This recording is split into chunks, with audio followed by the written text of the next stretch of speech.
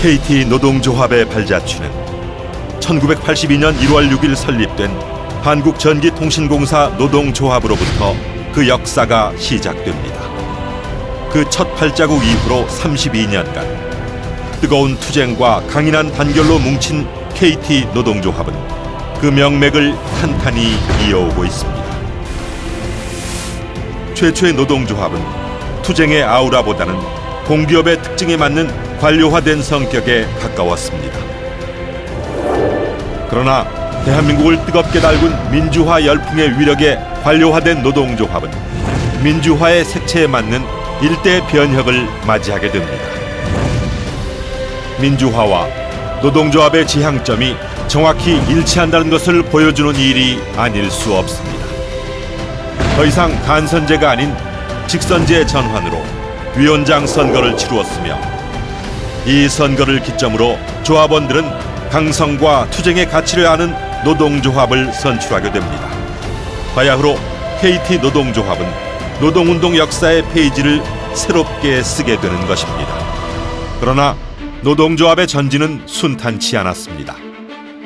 향기로운 장미꽃들 아래 날카로운 가시밭길이 펼쳐져 있듯이 험준한 행보였습니다.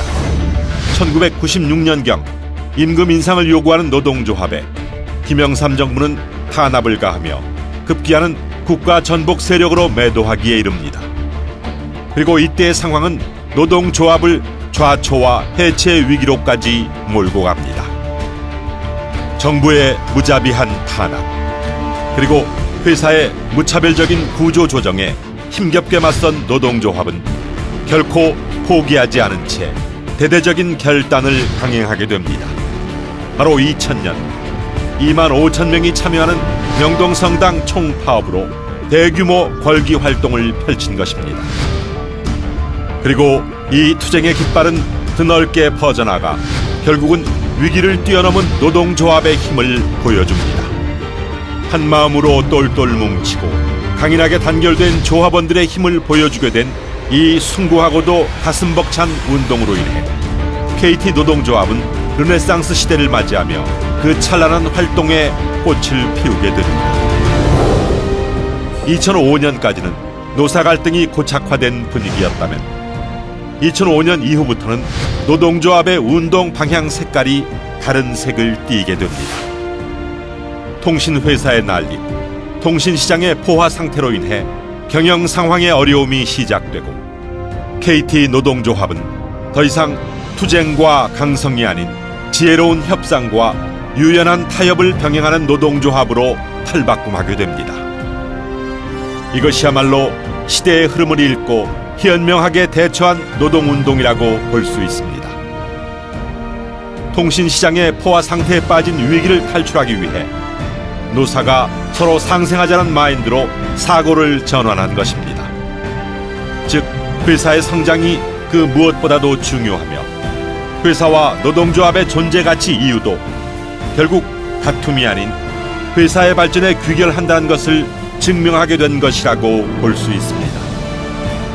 그리고 이런 운동 방향의 전환은 회사의 경영 위기를 탈피하고 극복하는 데 아주 커다란 힘이 되었습니다. 노사의 화합과 신뢰가 주는 긍정적 에너지를 크게 깨닫게 된 계기가 아닐 수 없습니다. KT 노동조합은 한국노총 소속의 최대 노동조합으로서 국민에게 인정받으며 한국 노동계를 선진 방향으로 힘차게 이끌어 나갈 것입니다. 또한 KT 노동조합은 상생과 나눔의 가치를 추구합니다. 기업 간 노사 공동 나눔 협의체인 UCC 활동을 통해 사회적 소외 계층과 약자를 배려하는 활동을 펼치며 사회적 책임과 공생에 이바지하고 있습니다.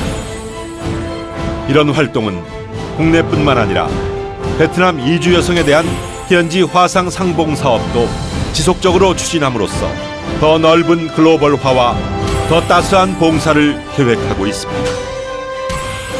경영의 위기 속에서 어렵고 힘들지만 지금까지 그래왔던 것처럼 KT 노동조합은 대의원 동지들과 함께 힘을 합쳐 이 고난과 위기를 극복할 것입니다. 위기는 고통을 주지만 그것은 또 다른 발전을 의미합니다. 고통을 이겨내고 단단한 디딤돌이 새겨질 것을 확신합니다. 그리고 그 디딤돌을 믿고 KT 노동조합은 새롭고 위대한 도약을 할 것입니다. 그 도약은 KT 노동조합뿐만 아니라 궁극적으로는 KT의 발전과 성장에도 크나큰 역할을 하게 될 것이며 더 나아가서는 국민과 사회의 화합에도 기여할 것입니다.